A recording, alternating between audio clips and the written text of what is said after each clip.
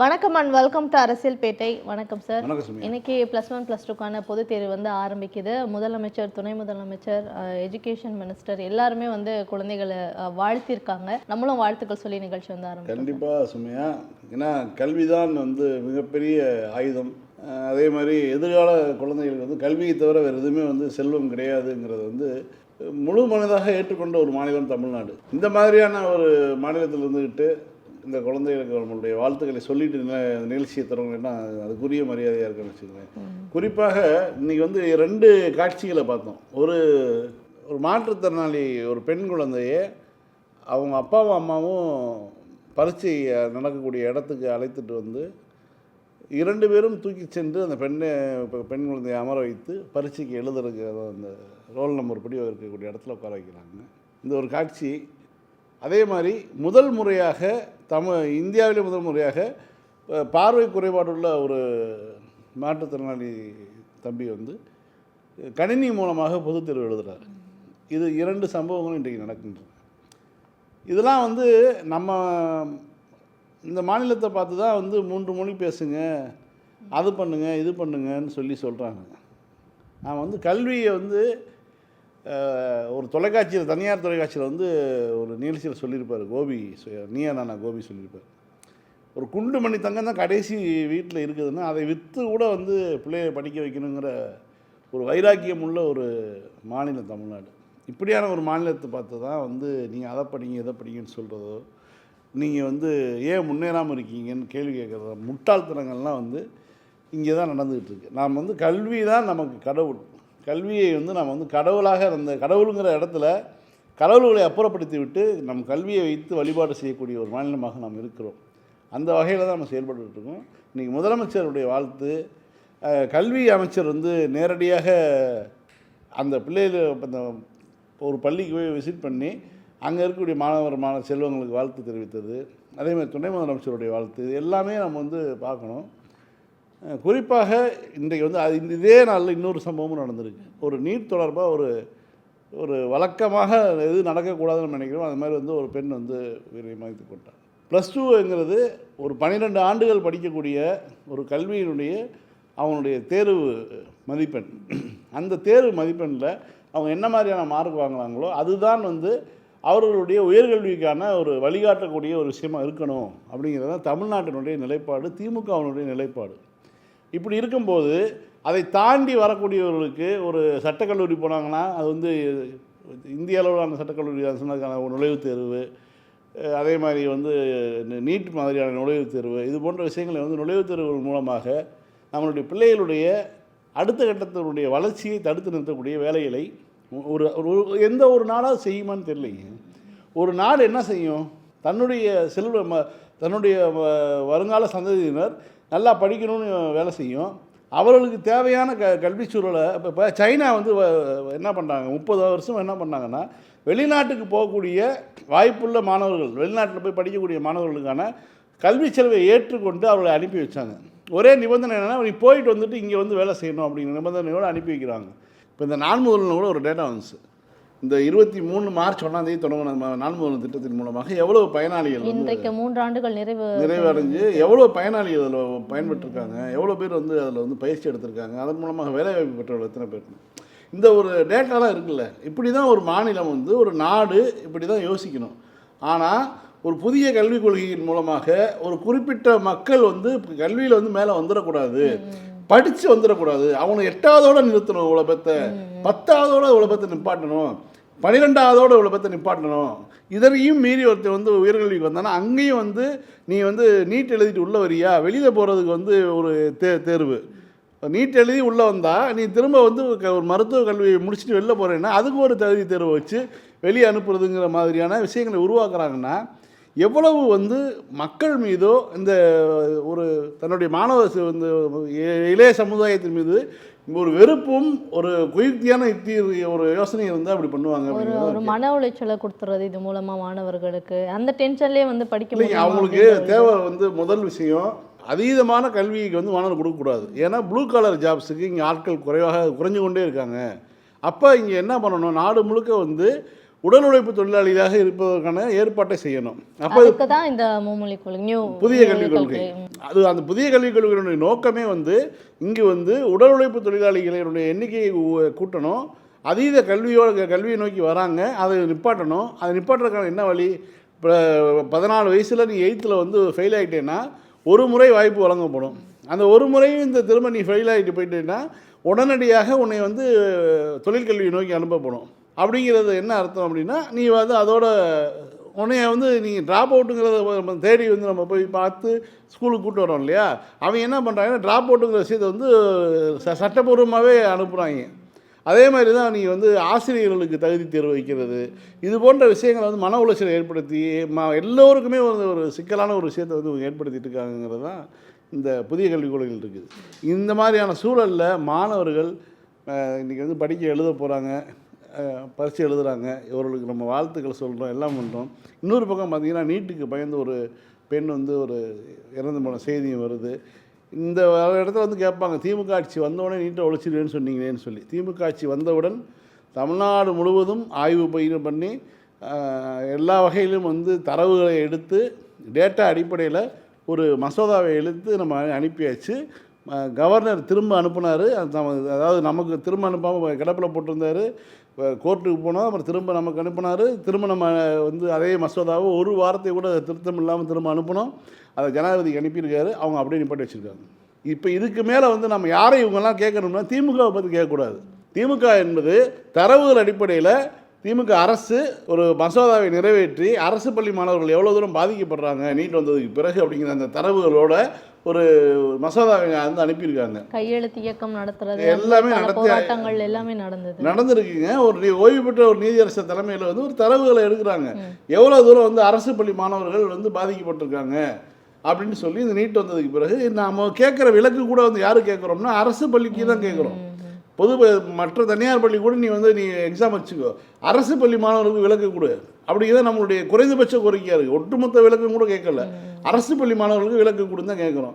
இப்படியான சூழலில் இவர்கள் வந்து அந்த யார்கிட்ட போய் அந்த ஃபைல் நிற்கிதோ அந்த அரசை பார்த்து கேட்கணும். பாஜக அரசை பார்த்து நிர்பந்தப்படுத்தணும். ஜல்லிக்கட்டு போராட்டத்துக்கு எப்படி போராடினாங்களோ அது மாதிரி வந்து இந்த திமுகவை பார்த்து கேள்வி கேட்கக்கூடிய கட்சிகள் வந்து கேட்கணும். ஏன்னா திமுக தன் தரப்பு வேலையை செய்து முடித்து அழுத்தம் கொடுத்துக்கிட்டே தான் இருக்குது. திமுக எல்லா வகையிலும் போராடிட்டு தான் இருக்குது. நீ திமுக உடன் நின்று நீ குரல் கொடு. அதை விட்டுட்டு வந்து நீங்கள் வந்தானே நீட்டை ரத்து பண்ணி சொன்னீங்க, என்னாச்சுன்னு கேட்டிங்கன்னா திமுக தன்னுடைய வேலையை முடித்து எல்லாம் கொடுத்தாச்சு. ஒரு மாநில அரசுக்கு உட்பட்ட அதிகாரங்கள் அடிப்படையில் எல்லா வேலையும் முடித்து அனுப்பியாச்சு. கவர்னர் தடுத்தார், கவர்னரையும் மீறி அனுப்பிட்டாங்க. அதற்கு பிறகும் கூட வந்து நீ திமுக உடன் நின்று குரல் கொடுக்கலன்னா, திமுக பார்த்து கேட்குறேன்னா உன்னுடைய நோக்கம் என்பது என்ன அப்படிங்கிற கேள்வியாக இருக்குது. ஆனால் ஒரு விஷயம் நம்ம திரும்ப சொல்கிறோம், இந்த +2 தேர்வு முடியட்டும், இன்னொரு +2 தேர்வு வரட்டும், ஆனால் திமுக நீட்டை ஒழித்தே தீரும், மாணவர்களுக்கு வழிகாட்டியே தீரும். நுழைவுத் தேர்வு என்பது நீ எல்லா வகையில் வந்து தகுதி தேர்வு என்பது எல்லா வகையிலையும் மாணவர்களுக்கு எதிரானது, சமுதாயத்துக்கு எதிரானது. குறிப்பாக வர்ணாசிரமத்தை அடிப்படையில் வந்து பிரித்து எடுத்திருக்கக்கூடிய இந்த இந்திய சமூகம் இருக்குது பார்த்தீங்களா, இந்திய சமூகத்துக்கே தகுதி தேர்வு என்பது மிக மோசமான ஒரு விஷயம். அதை வந்து எப்படி வந்து மற்ற விஷயங்களெல்லாம் இந்தியா வழிகாட்டக்கூடிய ஒரு மாநிலமாக தமிழ்நாடு இருக்குதோ இந்த விவகாரத்துலேயும் இந்தியாவுக்கே வழிகாட்டக்கூடிய ஒரு மாநிலமாக தமிழ்நாடு விளங்கும். சார், ஹிஸ்ட்ரி தெரியாமல் தான் பல பேர் வந்து அரசியல் களத்தில் வராங்க அப்படின்றத நம்ம சில நாட்களாகவே பார்த்துட்டு வரோம். அதில் கூடுதலாக வந்து நம்ம ஆளுநர் தான். ஸோ அவர் என்ன சொல்கிறாருன்னா, ஆரியர்களை வந்து வந்தேரிகள் சொல்லி இங்கே வந்து சித்தரிக்கிறாங்க. அவங்க அப்படி கிடையாது. அவங்க பார்த்திங்கன்னா ஆசிரியர்கள் மாதிரி, அவங்கள விட அறிவாளிகள் யாருமே கிடையாது. அது மட்டும் இல்லாமல் இந்த சிந்து சமவெளி வந்து சொல்லக்கூடாதா, சிந்து சரஸ்வதின்னு சொல்லணுமா? இதெல்லாம் என்ன கதைனே தெரியல சார். இல்லைங்க, அவர் இருக்க வந்து எக்ஸ்ட்ரீமாக அவர் போயிட்டுருக்கார். அவரை பற்றி சொன்னால் கூட வந்து ஆர்என் ரவி அல்ல ஆரிய ரவின்னு சொல்லும்போது நான் வந்து ஒரு பிற்படுத்தப்பட்டவன் அப்படி இப்படின்னு நான் வந்து ஐ எம் ஃப்ரம் ஓபிசி கம்யூனிட்டிங்கெலாம் சொன்னால் கோபம் வருது அவருக்கு. ஆனால் வந்து இவர் வந்து யாருக்கு வந்து சாம்பிராணி போடுறாரு, யாருக்கு வந்து பால் பிடிக்கிறாருன்னு பார்த்தோம்னா ஆரியர்களுக்கு பண்ணுறாரு. ஆரிய ஒரு அடிமையாக இருக்கிறார் அப்படி தான் சொல்ல முடியும். ஆரியர்கள் வந்தேரிகள்னு சொல்லக்கூடாதுன்னா ஆரியர்கள் யார்? ஆன்செஸ்ட்ரல் சவுத் இண்டியன் அப்படிங்கிற ஒரு டிஎன்ஏ இருக்குது, ஜீன் இருக்குது. அந்த ஜீன் வந்து யாருடைய ஜீன்? ஆன்செஸ்ட்ரல் சவுத் இண்டியனுங்கிறது தமிழர்களுடைய இந்த தெற்கே இருக்கக்கூடியவர்கள்ட்ட அதிகமாக இருக்கிறது. அதே மாதிரி வந்து நீங்கள் கேதரர்ஸு, ஹண்டு கேதரர்ஸ்ன்னு சொல்லி ஒரு தனியாக ஜீன் இருக்குது. அவர்கள் ஆதிவாசிகள், தமிழ் இந்த நிலப்புற இருந்தக்கூடிய ஒரு பூர்வகுடிகள்னு வச்சுக்கோங்களேன். அதுக்கப்புறம் வேறு ஒரு ஜீன் ஒன்று இந்தியா கலப்பாகுது. அது எந்த ஜீன்? அது அந்த ஜீன் வந்து இதை வந்து இந்தியா முழுக்க ஒரு ஜீன் மேப்பிங் பண்ணிங்க இல்லையா, பல்வேறு சாம்பிள்கள் எடுத்தீங்க இல்லையா, லட்சக்கணக்கான சாம்பிள்கள் எடுத்து நீங்கள் ஆய்வுக்கு உட்படுத்துனீங்க இல்லையா, அந்த ரிப்போர்ட்டையே வந்து மறைச்சி வச்சுருக்கீங்க. 2014 அந்த ரிப்போர்ட் வந்துருச்சு இல்லை, அந்த ரிப்போர்ட்டை வெளியிட்டால் இந்தியாவில் உள்நாட்டு கலவரம் வரும் அப்படின்னு சொல்லிட்டு காரணத்தை சொன்ன அந்த ரிப்போர்ட்டை எடுத்தவங்க, இந்தியாவில் இந்த ரிப்போர்ட் வெளியில் வந்துச்சுன்னா உள்நாட்டு கலகம் வரும் அப்படிங்கிற பேரை சொல்லி அந்த ரிப்போர்ட்டை தடுத்து வச்சுருக்காங்க. இந்தியாவில் யார் வந்தேரிகள், யார் இங்கே வந்து இந்த மண்ணினுடைய பூர்வகுடிகள் அப்படிங்கிறத வந்து டிஎன்ஏ ரிப்போர்ட் சொல்லுது. இவர் வந்து சொல்ல வேணாம். ஆரியர்கள் நல்லவர்கள் வல்லவர்கள் அப்படிங்கிறதான் இவர் வந்து பேசுகிறாருல்ல, ஆரியர்கள் வந்தேரிகள் அல்லங்கிறாருல்ல. டிஎன்ஏ எடுத்து பாருங்கள். ஒரு ஈரானிய டிஎன்ஏவும் ரஷ்யா ஸ்டெப்பி புல்வெளி டிஎன்ஏவையும் உங்கள் யார்கிட்ட அதிகமாக இருக்குது? வட இந்தியா முழுக்க வந்து வெண்மையாகவும் கீழே வர வர வர கருப்பொருளாகவும் நம்ம மாறுறதுக்கான காரணம் என்ன? இவ்வளோ விஷயம் இருக்கு இல்லையா? இவர் வந்து சிந்து சமவெளின்னு சொல்லக்கூடாதுன்னா வேற என்ன சொல்லணும்? சிந்து சரஸ்வதின்னு சொல்லணும். சரஸ்வதி எங்கே இருக்குது? சரஸ்வதி என்பது கற்பனையான நதி. எங்கேயாவது உங்களுக்கு காட்ட சொல்லுங்கள். சிந்து இருக்குது, சிவகலை இருக்குது, கீழடி இருக்குது, கொட்கை இருக்குது, எவ்வளவோ வந்து எக்ஸிபிஷன் சைட்ஸ்லாம் இருக்குது. இங்கே சரஸ்வதி எங்கே இருக்குது? நம்ம அப்பத்துலேருந்து கங்கா யமுனா சரஸ்வதின்னு சொல்கிறாங்க இல்லைங்க. சரஸ்வதிங்கிறது கற்பனையான நதி. சரஸ்வதி எங்கே ஓடிச்சு? எங்கேருந்து எங்கே ஓடிச்சு? எந்த மலையில் உற்பத்தியாகி எதை நோக்கி, எந்த கடலை? ஒரு நதி வந்து மலையில் உற்பத்தியாகி கடலை நோக்கி ஓடும். இதுதானே ஒரு நதிக்குரிய விதிமுறை. இந்த சரஸ்வதி நதி எங்கே உற்பத்தியாகி எந்த கடலில் போய் கலந்துச்சு? என் மூலம் எங்கே இருக்குது முதல்ல சரஸ்வதி? அதை சொல்லுங்கள். ஏதாவது ஒரு சான்றை காட்ட சொல்லுங்கள். நீங்கள் சிந்துங்கிற ஒரு சிந்து நாகரிகமோ அரப்பா நாகரிகத்தை பற்றியோ வந்து பேசும்போது முதலமைச்சர் சொல்கிறார்ல, அந்த கோடிங்கை வந்து நீங்கள் நான் வந்து 10 கோடி ரூபா பரிசு தரேன், அதை வந்து அந்த எழுத்துக்களை வந்து நீங்கள் விடுவிச்சு கொடுங்க அப்படின்னு சொல்லி கேட்குறாரு இல்லையா? ஏன்னா வந்து கீழடியிலையும் அதே குறியீடுகள் தான் இருக்குது. சிந்து சமவெளியில் இருக்கக்கூடிய குறியீடுகள் தான் கீழடியில் எடுத்த பொருட்கள்லேயும் எனக்கு அதே குறியீடு இருக்குது. அப்போ வந்து நம்ம வந்து இந்த புதிரை விடுவிக்கணும். அதை என்ன சொல்ல வராங்க, என்ன சொல்லியிருக்காங்க, நம்மளுடைய முன்னோர்கள்னு தெரியுது. அப்போ வந்து என்ன சொல்லியிருக்காங்கிறதுக்கு நம்ம விசாரிக்கணுமா இல்லையா? அதன் அடிப்படையில் தான் இந்த ஒரு முதலமைச்சர் பரிசு அறிவிச்சிருக்காரு. இப்படி இருக்கும்போது சரஸ்வதி நாகரிகம்னா சரஸ்வதி நாகரிகம் எங்கே இருக்குது? அதை முதல்ல சொல்லட்டும். சார், சீமானுடைய விவகாரம், அவர் மேலே வைக்கப்பட்ட அந்த பாலியல் குற்றச்சாட்டு 12 வாரங்களுக்குள்ள விசாரணை முடிக்கணும் அப்படின்ற மாதிரி சொல்லியிருந்தாங்க. ஆனால் இந்த விசாரணைக்கு வந்து இடைக்கால தடை வாங்கியிருக்காரு சீமான். தான் மேலே எந்த தவறும் இல்லை அப்படின்ட்டு ஒவ்வொரு ப்ரெஸ் மீட்லையும், அது என்ன சார் 1/2 மணி நேரத்துக்கு ஒரு முறை கூப்பிட்டு ப்ரெஸ் மீட் கொடுப்பாரா என்னன்னு தெரியல. ஒவ்வொரு ப்ரெஸ் மீட்லையும் தான் மேலே தப்பு இல்லைன்னு சொல்கிறத தாண்டி இழிவாக எப்படிலாம் பேசுகிறாரு, கூட இருக்கவங்களாம் முகம் சுழிக்கக்கூடிய வகையில் எப்படி பேசுகிறாருன்றதையும் நம்ம பார்த்துட்டு தான் இருக்கோம். அவர் மேலே தப்பு இல்லை அப்படின்னா ஏன் அந்த விசாரணைக்கு அவர் தடை வாங்குறாரு? பொதுவாக இந்த விவகாரத்தில் வந்து நான் ஒரு கருத்து சொல்கிறேன். வழக்கமாக பெண்ணியவாதிகளாக தங்களை தெரிவித்துக் கொள்பவர்கள், அறிவித்து கொண்டவர்கள், ஆண்களாக இருக்கட்டும், ஃபெமினிசத்தை ஆதரிக்கக்கூடிய ஆண்களாக இருக்கட்டும், முழு பெண்ணியவாதத்தை பெண்கள் தான் பேச வேண்டும் சொல்லக்கூடிய பெண்ணியவாதிகள் இருக்கட்டும், இவர்களுடைய கள்ள மௌனம் நீங்கள் ஒன்று கவனிச்சிருப்பீங்க. இந்த விவகாரத்தில் நீங்கள் மற்றவர்கள் எதை பேசினாலும் எது செய்தாலும் நீங்கள் வந்து அது வந்து கூச்சல் கூப்பாடு போடுறது, திரிசாவை பற்றி மன்சூர் அலிகான் பேசிட்டாருன்னொடனே உடனே வந்து ப்ரெஸ் மீட் வச்சு பெரிய ஒரு இது பண்ணுறது, இதெல்லாம் நம்ம பார்த்துட்டு தான் வரோம். அதே மாதிரி மீட்டுக்கு அத்தனை பெண்கள் ஒன்று சேர்ந்தாங்க. மீட்டுக்கு பேசுனது, வைரமுத்துக்கு ஒரு விருது அறிவிச்சது கூட வந்து கலகம் பண்ணி நிப்பாட்டினது, இவ்வளவு நம்ம பார்த்துட்டு வரோம். விஜயலட்சுமி ஒரு பெண் தானே, அந்த பெண்ணை பற்றி அந்த அம்மா வந்து இவ்வளோ தூரம் பேசுகிறாங்கல்ல, அவர்கள் தரப்பில் என்ன தவறு இருக்குனாலும் இவங்க பேசணும். இன்றைக்கி தவறே பேச வேணாம், தான் பாலியல் சுரண்டலுக்கு உள்ளாக்கப்பட்டேங்கிறது அவங்களுடைய குற்றச்சாட்டு. இவர்கள் சொல்லக்கூடிய அந்த மீட்டுவாக இருக்கட்டும், மற்ற ஒரு பெண்களுக்கு எதிரான குற்றங்கள் ரொம்ப முக்கியமானது பாலியல் சுரண்டல் தான். அந்த ஒரு பாலியல் சுரண்டலுக்கு மிக மோசமாக உள்ளாக்கப்பட்டேன், 6 முறை 7 முறை கருக்கலைக்கப்பட்டேன்னு சொல்லி ஒரு பெண் சொல்லும்போது நீதிமன்றமே அது வந்து ஒரு 376ன்னு சொல்லக்கூடிய ஒரு பாலியல் வன்கொடுமை வழக்காக அதை பதிவு பண்ணியிருக்கு, ரேப் கேஸாக வழக்கு பதிவு பண்ணியிருக்கு. அப்படியேப்பட்ட வழக்கில் எந்த ஒரு பெண்ணியவாதியும் பெண்களுக்கு ஆதரவாக பேசக்கூடிய நபர்களும் ஒரு கள்ள மௌனம் காக்கிறாங்க பார்த்தீங்களா, அது ரொம்ப வன்மையாக கண்டிக்கத்தக்கது. இன்றைக்கு வரைக்கும் பேசலை. இன்றைக்கி நீதிமன்ற தீர்ப்பு வரும் என்பதற்காக இப்போ என்ன இதுக்கு மேலே பேச ஆரம்பிப்பாங்க. என்ன சொல்லுவாங்கன்னா, நீதிமன்றமே சொல்லிடுச்சு அப்படின்னு சொல்லி பேச ஆரம்பிப்பாங்க. நீதிமன்றம் 2 மாதத்துக்கு வந்து தடை வச்சுருக்காங்களே, இதை பற்றி வழக்கு நீதிமன்றத்தில் இருக்கிறனால நாங்கள் ஒன்றும் பேச முடியாதுன்னு சொல்லுவாங்களே தவிர, இதுக்காக தான் காத்துக்கிட்டு இருந்தாங்க. அதனால் வந்து இவ்வளோ நாள் அமைதியாக இருந்தாங்க. குறிப்பாக ஒரு ஆண் ஒரு பெண்ணிடம் வந்து பெண்ணை எதிர்கொள்ள முடியாத சூழலில் ஒரு ஆண் வந்து பெண்ணை வந்து எதிர்கொள்ள முடியாத ஒரு சூழல் ஏற்படுதுன்னு வச்சுங்களேன், அவனுடைய கடைசியான ஒரு தந்திரம் என்னவாக இருக்கும்னா ஸ்லட் ஷேமிங். ஒரு பெண்ணை அவளுடைய நடத்தையை விமர்சனம் பண்ணுறது. அதை தான் சீமான் வந்து அதை வந்து ரொம்ப கீழ்த்தரமான ஒரு நபராக, ஒரு அரசியல் கட்சி தலைவராக தன்னை அறிவித்துக் கொள்கிறார். ஆனால் ஒரு கீழ்த்தரமான நபராக நடந்து கொண்டாருங்கிறது அந்த ஸ்லட் ஷேமிங் தான். ஒரு பெண்ணை பற்றி நடத்தையை பற்றி பேசுவது. முதல்ல வந்து அந்த அம்மா யாருன்னு தெரியாதுன்னு சொன்னார், பார்த்ததே இல்லைன்னு சொன்னார். அதுக்கப்புறம் வந்து சும்மா வந்து உதவி கேட்டாங்க, அவங்களுடைய குடும்ப பிரச்சனைக்காக, அதுக்காக உதவினேன்னு சொல்கிறது. அதுக்கப்புறம் கொஞ்சம் கொஞ்சமாக விவகாரம் வெளியில் வருது. நீ வந்து ஒரு மதுரையில் வந்து ஹோட்டலில் ரூமில் தங்க வச்சு கூட 2 பேரும் தங்கியிருந்தாங்கங்கிற செய்தி வரும்போது, ஆமாம் பழகணும் அப்புறம் விலகிட்டோன்னு சொன்னது. இப்போ அதுக்கப்புறம் வந்து அதனுடைய தொடர்ச்சியாக பணம் கேட்டு மிரட்டுறாங்கன்னு சொல்கிறது. கடைசியில் அதுக்கப்புறம் வந்து இப்போ என்ன பண்ணுறாரு, முதல்ல வந்து விருப்பத்துடன் உறவு கொண்டோம் அப்படின்னு சொல்லி, அதாவது கன்சென்சுவல் அப்படிங்கிற மாதிரியான ஒரு விஷயத்தை வந்து அது வந்து ஒரு பாலியல் வன்கொடுமை வழக்கிலேருந்து வெளியில் வர்றதுக்கான ஒரு சொற்களை பயன்படுத்தினார். அதற்கு பிறகு இப்போ என்ன பண்ணுறாரு, அந்த அம்மாவை வந்து ஒரு பாலியல் தொழிலாளின்னு சொல்லிட்டார்.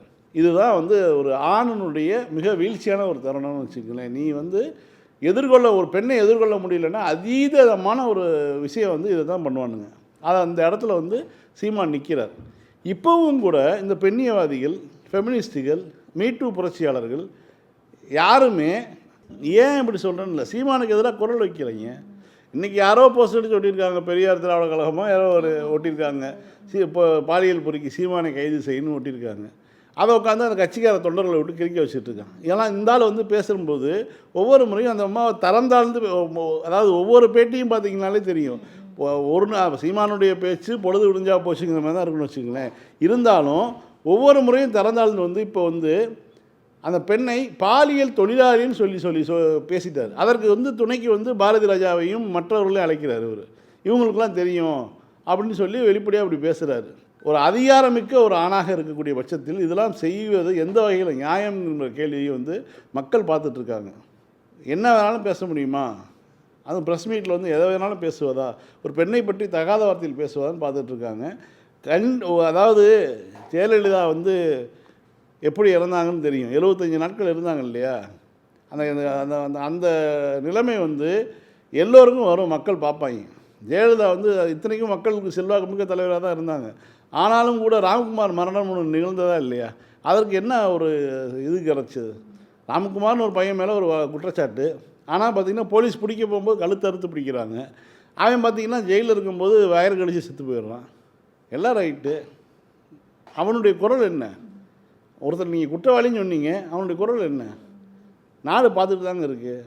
கண்டிப்பாக ஆற்றாது அழுத கண்ணீர் கூற்றாக மாறிவிடும். அதுதான் வந்து சீமானுக்கு சொல்ல வேண்டிய ஒரு விஷயம். சார், அதிமுகவுடைய அந்த மீட்டிங்க்கு கூட்டத்துக்கெலாம் வந்து ஆள் சேர்க்கறதுக்கு ஒரு வினோதமான நவீன முறையை வந்து அவங்க பயன்படுத்தியிருக்காங்க அப்படின்னு தான் சொல்லணும். என்ன அப்படின்னா, யாரெல்லாம் அந்த கூட்டத்துக்கு பொதுமக்கள் வரீங்களோ அவங்களுக்கு வந்து குழுக்கள் முறையில் பரிசு வந்து கொடுக்கப்படும் அப்படின்னு சொல்லி கூட்டத்தை வந்து கூட்டியிருக்காங்க. அதுக்கு ஒரு அந்த என்ன பிட் நோட்டீஸாக அதை வேற எல்லாருக்கும் கொடுத்து 1 கிராம் தங்க நாணயம் இலவசம். அப்புறம் இந்த எக்ஸிபிஷனுக்குலாம் போனால் வந்து பேர் எழுதிட்டு திருமதி பழனிசாமின்னு ஒரு படம் வந்துச்சு. சத்யராஜ் வந்து நிற்காமல் சைக்கிள் ஓட்டுவார். அடுத்து எடப்பாடி பழனிசாமி அதையும் செய்வார் நினைக்கிறேன். கூட்டம் கலையாமல் இருக்கிறதுக்கு சுற்றிக்கிட்டே இருப்பேன்னு சொல்லி நிற்காமல் சைக்கிள் ஓட்டலாம் ஓட்டுவார் நினைக்கிறேன். ஏன்னா நேற்றைக்கு அவர் ஜெயலலிதா பிறந்தநாள் விழா பொதுக்கூட்டத்தில் அவர் பேசிகிட்டு இருக்கும்போது ஒரு கட்சியினுடைய தலைவர், பொதுச் செயலாளர், நிரந்தர பொதுச் செயலாளர், அதே மாதிரி வந்து தமிழ்நாட்டை 4 வருடம் ஆட்சி செய்தவர், பேசிகிட்டு இருக்கும்போதே கூட்டம் கிளம்பி போகுது. இந்த ஒரு கொடூரமான ஒரு காட்சியை பார்க்குறாங்க. இத்தனைக்கும் வந்து பல ஆஃபர்லாம் கொடுக்குறாங்க. அதிமுகவுக்கு இந்த நிலைமைங்கிற மாதிரி ஆகிப்போச்சு. ஏன்னா வந்து சேர் இலவசம், மேடை கூட்டத்துக்கு வந்தால் உட்காந்துருக்க சேர் இலவசம், மீட்டிங் முடிஞ்சோன்னே எடுத்துகிட்டு போகலாங்கிற அளவுக்குலாம் கொடுத்து பார்த்தாங்க. அதுக்கப்புறம் வந்து இப்போ குழுக்கள் முறையில் வந்து இது லாட்டரி சீட் நடத்திட்டு இருக்காங்க. ஆனால் நீங்கள் நேரடியாக மக்களை போய் சந்தித்து மக்கள்கிட்ட போய் நீங்கள் பேசி உங்களுடைய கட்சியினுடைய விஷயங்களை பற்றி பேசி மக்களோட உடன் நின்னா பரவாயில்ல. எவ்வளவோ மக்கள் பிரச்சனை வருது, அப்போல்லாம் பேசாமல் இருக்காங்க. மும்மொழி பிரச்சனை வருது, செம்மொழி இருக்க மும்மொழி எதற்குன்னு சொல்லி நம்ம கேட்டுக்கிட்டு இருக்கோம். இந்தியா முழுவதும் இருந்து தமிழ்நாட்டுக்கு ஆதரவு கிடைக்கிது. ஒரு வீடியோ வருது, ஒரு டிராகன் வளர்க்குறாங்க. அந்த டிராகன் வளர்க்கக்கூடிய ஆளாக வந்து அந்த டிராகனாக திமுகவையும், அந்த டிராகனை வளர்க்கக்கூடிய ஆளாக வந்து நான் ஹிந்தி ஸ்டேட்ஸையும் காட்டுறாங்க. நான் ஹிந்தி ஸ்டேட்ஸ் வந்து திமுகங்கிற ஒரு டிராகனை கையில் வச்சுருக்காங்க. நம்மளுக்கு வந்து இந்த டிராகன் காப்பாற்றணும்னு சொல்லிலாம் இன்றைக்கி வந்து மீம்ஸ் வந்துகிட்டு இருக்கு. அந்த அளவுக்கு வந்து திமுகவினுடைய செய்தி வந்து இந்தியா முழுக்க போய் சேர்ந்து தொடர்ந்து வந்து மொழிகளை இழந்தவர்களுடைய வேதனையும் ஆற்றாமையும் திமுகவினுடைய தலைவருடைய ட்வீட்டில் வந்து இன்னமும் தினமும் சொல்லிகிட்டே இருக்காங்க. இப்படியான ஒரு சூழலில் எடப்பாடி பழனிசாமி ஒரு எதிர்க்கட்சியாக இருக்கார், என்ன பேசணும்? நீங்கள் வந்து மும்மொழி கொள்கைக்கு வந்து ஆதரவாக எதிராக நீங்கள் வந்து நீங்கள் ஒரு போராட்டத்தை அறிவிச்சிருக்க வேணாமா? அவர் அதை பேசல சார். நீங்கள் போகும்போது போகாதீங்கன்னு எவ்வளோ கேட்டோம், எவ்வளோ கெஞ்சணும். நீங்களாக தானே போனீங்க. இப்போ நீங்கள் இவரை ஓபிஎஸ் சொல்கிறாரு, இப்போ நீங்கள் வருத்தப்பட்டீங்கன்னா நாங்கள் என்ன பண்ணுறது? ஜெயலலிதா பிறந்த நாளில் பேச வேண்டிய மிக முக்கியமான விஷயம். அதில் வந்து என்ன ஒரு விஷயம் சொன்னார், நீ வந்து 2001 தான், நான் 89 யாருக்கு வேலை செஞ்ச, அதாவது வந்து டயர் நக்குனதுல யாரு சீனியாரிட்டிங்கிறது தான் எங்களுக்கு பஞ்சாயத்தாக இருக்குது. இப்படி தான் வந்து அவர் கட்சி நடத்திட்டு இருக்காரு. ரொம்ப பரிதாபமாக இருக்குது. 26க்கு அப்புறம் இருப்பாரா இல்லையானு தெரியல அரசியல் களத்தில். இப்படியான நிலைமையில தான் எடப்பாடி போயிட்டுருக்காரு. சார், ஜிஎஸ்டி வசூல், அது ஜிஎஸ்டி வந்ததுலேருந்தே ஒரு பெரிய சர்ச்சையாக இருந்தது. அதுக்கப்புறம் வந்து சிலது ஜிஎஸ்டி ஏற்றுறது இறக்குதுன்ட்டு ஒவ்வொரு வருஷமும் அந்த ட்ராமாஸ்லாம் நம்ம பார்த்துட்டு தான் இருக்கோம். பட் இந்த ஆண்டு பார்த்தீங்கன்னா பிப்ரவரியில் ஜிஎஸ்டி வசூல் வந்து 9.1%, கிட்டத்தட்ட 10% வந்து அதிகமாக கிடச்சிருக்கு. 71.84 லட்சம் கோடி வருவாய் வந்து கிடச்சிருக்கு அப்படின்ற ஒரு செய்தி வந்திருக்கு. இல்லை, இதெல்லாம் சொல்லுவாங்கங்க. கடைசியில் பார்த்தா இப்போ இந்த ட்ரெயின் மாதிரி தான். ட்ரெயினில் வந்து ரயில்வே பட்ஜெட்டில் அறிவிச்சாங்கல்ல, இவ்வளோ பணம் வந்துச்சு. கடைசியில் பார்த்தா முதியோர் கன்செஷனை வந்து இது பண்ணனால வருமானம் வந்துச்சு. அது மாதிரி தான் நம்மளை போன்ற மாநிலங்களில் அடித்து பிடுங்கின காசு தான். இதனால் நமக்கு என்ன பயன்? நீ இவ்வளோ வசூல் பண்ணாலும் நீ கொடுக்குறது என்ன? நீ மாநிலங்களுக்கான வரி பங்கீடே வந்து 1% குறைக்கிற. அதன் மூலமாக 36,000 கோடி வருமானம் வருதுங்கிற. எவ்வளோ தூரம் வந்து எவ்வளோ கிடைச்சாலும் உனக்கு வந்து நாய்கிட்ட கிடைச்ச தேங்காய் மாதிரி தான். அதனால் எந்த பயனும் கிடையாது, எங்களுக்கும் பயனும் கிடையாது. எங்களுக்கு போய் எங்கள் சொத்து தான் போகுது, எங்கள் வரி பணம் தான் போகுது, எந்த இதுவும் கிடையாதுங்கிறது தான் உண்மை. சார், மும்மொழி கொள்கையை எதிர்த்து, அதுக்கு அதே மாதிரி தொகுதி மறுசீரமைப்பை எதிர்த்து எல்லாருமே நம்ம ஒன்று சேரணும், இதுக்கான ஒரு எதிர்குறலை வந்து கொடுக்கணும் அப்படின்ட்டு முதலமைச்சர் அவர்கள் வந்து பொதுக்கட்சி கூட்டத்தை 5ஆம் தேதி வந்து அனௌன்ஸ் பண்ணியிருந்தாரு. எல்லா கட்சிகளுமே வந்து வரும் அப்படின்ற மாதிரி தான் சொல்கிறாங்க.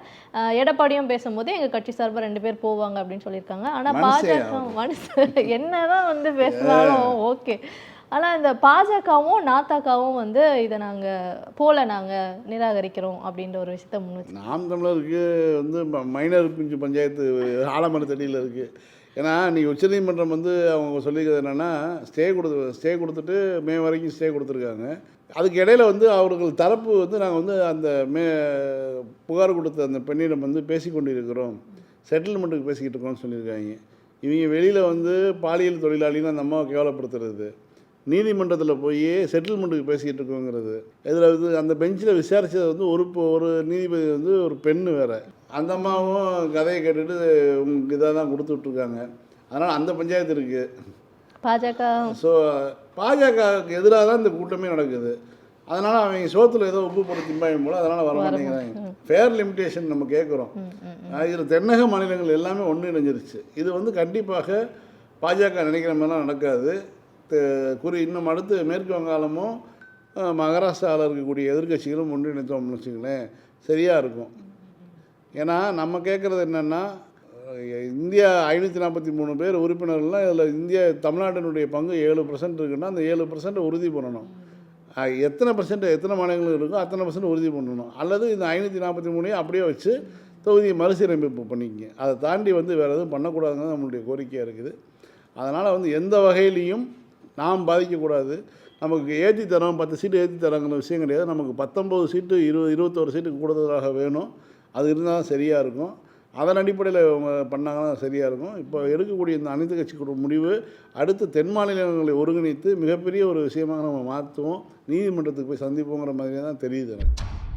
ஸோ சிவராத்திரி ஒரு மாதிரி நல்லபடியாகவே எல்லா இடங்களிலுமே நடந்துச்சு அப்படின்னு கூட வச்சுக்கலாம். ஆனால் மகாராஷ்டிராவில் பார்த்தீங்கன்னா ஒரு ஒன்றிய அமைச்சருடைய மகளுக்கு அந்த சிவராத்திரி அந்த அந்த நேரத்தில் பாலியல் தொல்லை வந்து நடந்திருக்கு. இப்போ அவர் வந்து புகார் கொடுத்துருக்காரு. புகார் கொடுக்குற மூலமா இது வந்து வெளியே தெரிய வந்திருக்கு. மகாராஷ்டிராலேயே பாஜக ஆளக்கூடிய மாநிலங்களிலேயே பாஜகவுடைய மந்திரி ஒன்றிய அமைச்சருடைய மகளுக்கே பாலியல் தொல்லைனா அப்போ எந்த லட்சணத்தில் அவங்க இருக்காங்கன்னு பார்த்துக்கணும். இதுவே தமிழ்நாட்டில் ஏதாவது ஒரு சின்ன சம்பவம் நடந்தாலும் கிரைம் ரிப்போர்ட்டர் மாதிரி வந்து எடப்பாடி பழனிசாமி வந்துடுறாரு.